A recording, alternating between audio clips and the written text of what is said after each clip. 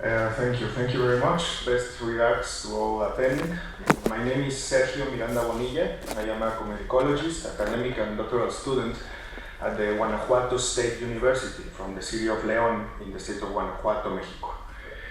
I feel very grateful to Miroslav, to the organizing team of this conference, and to the Masaryk University for offering this wonderful opportunity to share our ideas and our thoughts about this music that we are all passionate about and offer us nothing less than configuration of meaning. It's now almost 9:15 in the morning in Mexico. I just got off the bus that brought me back from Mexico City, 6 hours away, where I saw Iron Maiden last night at the Foro Sol, finishing the Latin American leg of his 22 Legacy of the Beast World Tour. I have no slept, mind you, so I appreciate your patience in advance, and I hope to be clear enough in my presentation to make sense at all, especially going after the wonderful Paki Eckerstrom, who had set the bar very high, and whom I send regards. This presentation is special to me for two reasons. On one hand, I want to dedicate this exposure to the memory of the late Alfredo Nieves Molina, founder and coordinator of the Mexican Heavy Metal Studies Seminar, who died a few months ago, just at the end of the 5th International Society of Metal Music Studies Biennial Research Conference, which took place in June in Mexico City, at Alfredo's initiative and drive. So this goes with my thanks, recognition, and respect to Alfredo. Rest in power, combat. On the other hand, it allows me to review the journey so far in my academic approach to metal music cultures. It's a good time within the program of my doctoral studies to revisit some ideas and thoughts. I'd like to clarify that this is not my PhD research, but more of a picture album of what has showed me the way to interrogate metal music culture, belief systems, and conservatism within the proper subject of my thesis. This has been more of a speculative exercise on culture criticism. This presentation lies in an axis of continuity with the proposal of a theological look that operates as an instrumental metaphor to account for rock and metal dogmatics, morals, and mythologies. Said framework was already presented in several academic spaces. The instances here in Mexico, within the Seminario Studies in Heavy Metal, with the HIMA in Argentina, Interdisciplinary Metal Research Group, in the Extreme Metal Music Congress in Colombia, with the ISEMS, in where I properly presented my PhD research, among others. And this was inspired in part by black metal theory and Tom Bedouin rock and theology projects. So, theological language, postreligional paradigm, and demythologization in the metal music cultures. So far, the sound is well, the picture is well? It's fine? Yes, everything is fine. Excellent. I'd like to start showing some memes that in Mexico and the global Spanish-speaking South synthesize the type of thought that interests me about metal music cultures. This rivalry and animosity that opposes metal and other music. Historically, this was against different forms of pop, dance, or electronic music, rap, and hip-hop. More recently, reggaeton, usually opposing stereotypes like this. An ugly and dumb reggaetonero against a hot six-pack bearing metal guitar player. Reggaeton evolution from third. Statements like, we metal have gods, you reggaeton have bitches. Get vaccinated against reggaeton, a somewhat technical comparison between metal and reggaeton scores, or Bad Bunny as a street windshield cleaner against the like of Luis Miguel, one of the most popular Mexican pop singers, famous for adopting a Sinatra-like persona, hugely backed by Televisa, the once top cultural industry corporation in Latin America. This kind of exclusivism and conservatism also targets artistic proposals within metal cultures that seek innovation or plays with other musical genres, as some of you may well know. Innovation is not always welcome within metalheads. The poser stigma is always ready to hit anyone who falls outside the standards, being seen with suspicion, and as if heavy metal was immune or an all-out alternative to cultural industry. So this sets the zeitgeist and the tone, the map in which we will be roaming. So, culture. Jesus Martín Barbero, Spanish researcher who lived in Colombia for many years, used this metaphor for the culture as a palimpsest, as a manuscript or piece of writing material on which the original writing has been erased to make room for later writing, but of which traces remain underneath. A palimpsest always shows traces of what was before. Studying your cultures, media, and mediations, Martín Barbero saw the emerging urban cultural configurations of the second half of the 20th century Latin America precisely as a palimpsest, as a compound of layers. For his part, his approach to what he called urban tribes, Maffesoli uses religious model, and I quote, "It is from an imaginary lived in common as human stories are inaugurated. Even though etymology is subject to discussion, religation is a pertinent way of understanding the social bond." End of quote. So, in the dialectics of that social bond, in terms of religion, it's not too adventurous to identify opposing forces appearing in the palimpsest layers, some related to orthodoxy and conservation, some related to heterodoxy and change.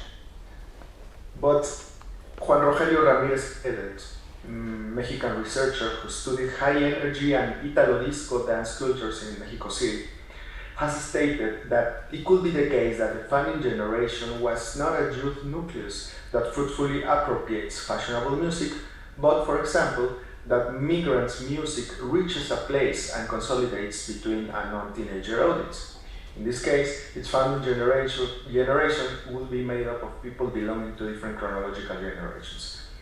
In any case, the condition that music comes out of generational heritage category and enters socio-musical identity category is to make music the main foundation that gives meaning and existence to the social group. End quote, my translation. Should be this the case of metal music culture in Global South, in some countries in Global South? To this day, we have to seriously consider the pertinence of approaching metal music cultures as a joke culture. For some rock and metal fans, these identities have more to do with filiation than affiliation. Rock has been learned at home, with family. It's not necessarily or always youth rebellion.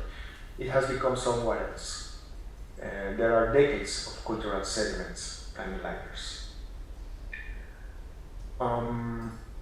Thus, the pertinence of the socio-musical identities concept, as stated by Ramírez Paredes, beyond youth cultures or merely Maffesolian urban tribes, more than a community of taste or a community of meaning that transcends ideology to form a vector between horizons of meaning and a breed of life that the aesthetic experience of music contributes to configure, exceeding its understanding as identities.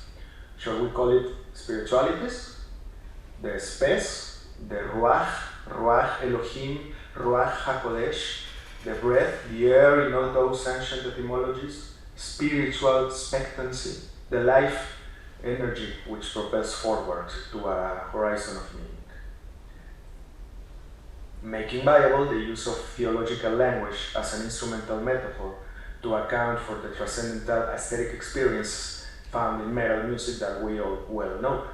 Of course, metal is not a religion, but theological language can describe metal's ability to integrate personal dimensions and to state life meaning possibilities that reveal traits of underlying spiritualities as an ad intra and ad extra integration vectors where everything locks in, stating a position of meaning before the world.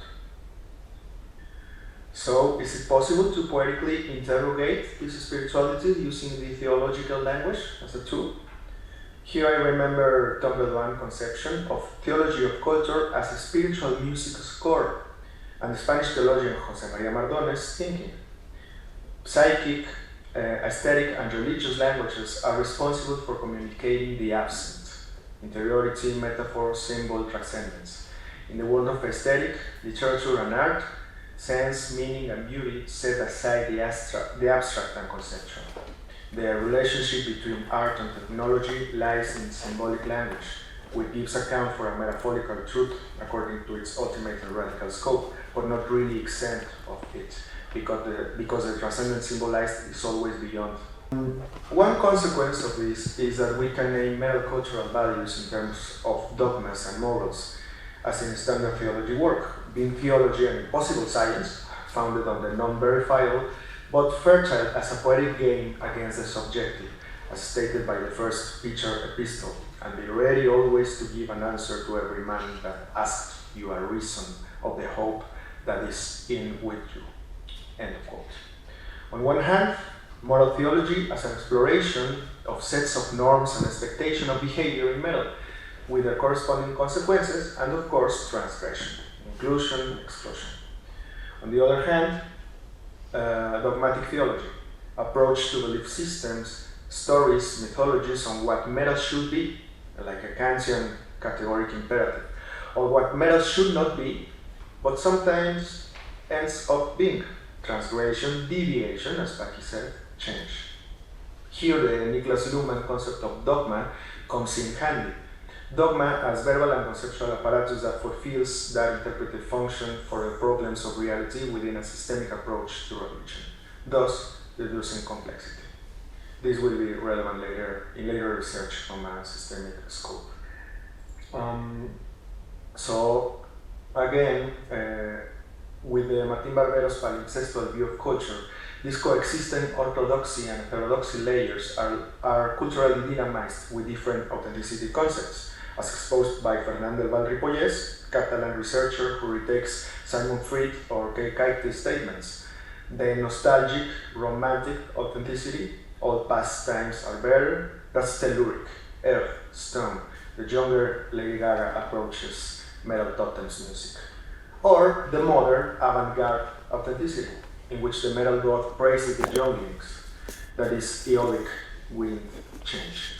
But performances, as you may well know, accurately criticized by some hardcore metalheads.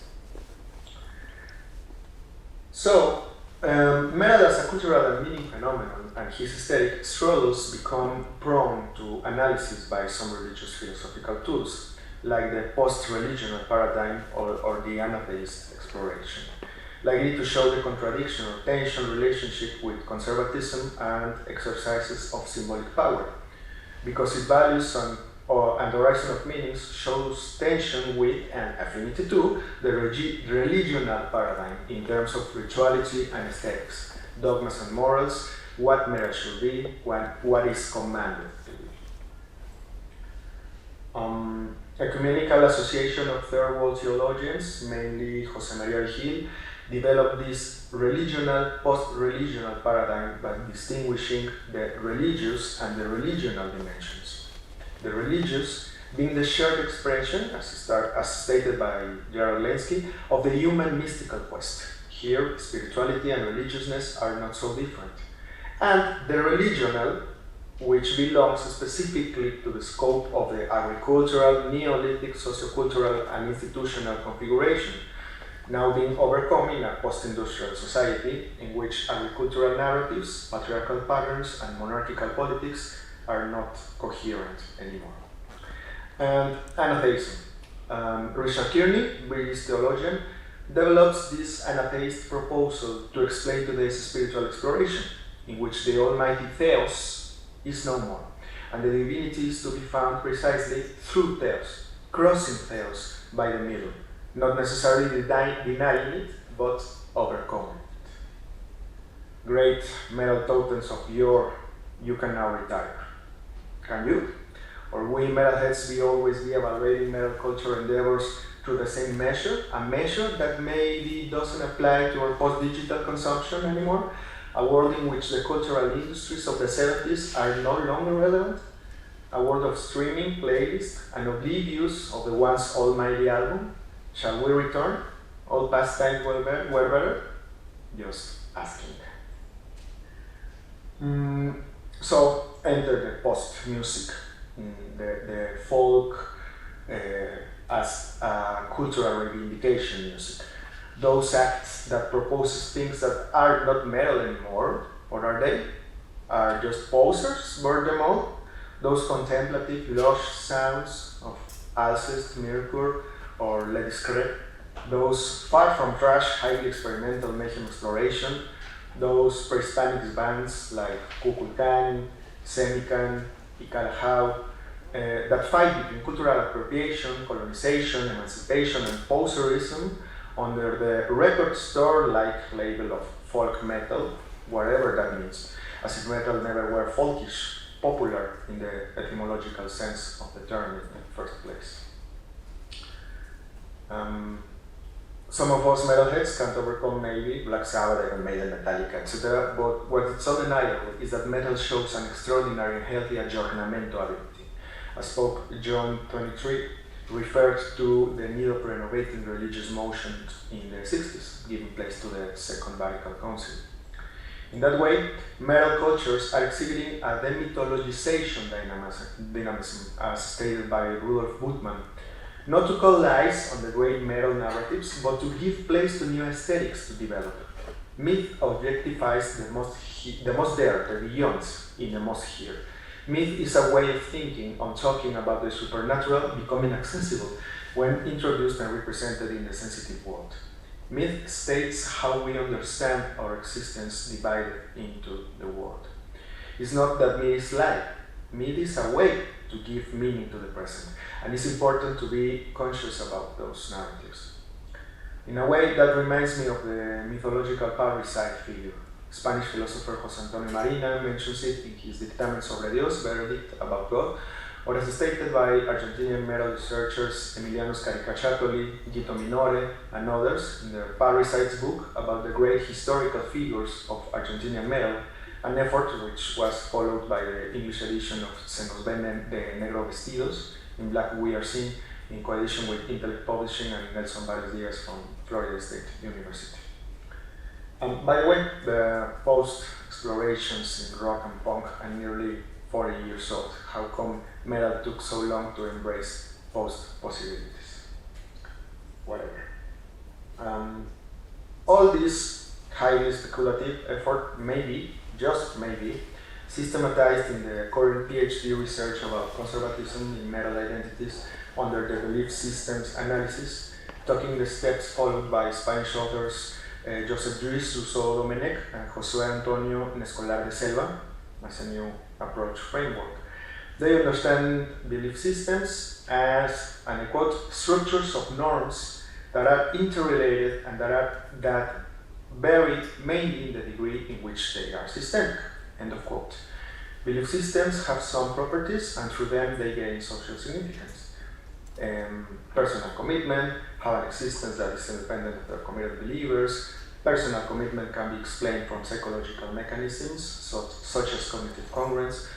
The lifespan of a belief system is potentially longer than the lifespan of believers. Belief systems vary almost infinitely in substantive content.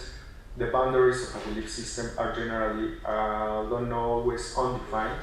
Their elements are not consensual, are in part concerned with the existence or non-existence of certain conceptual identities.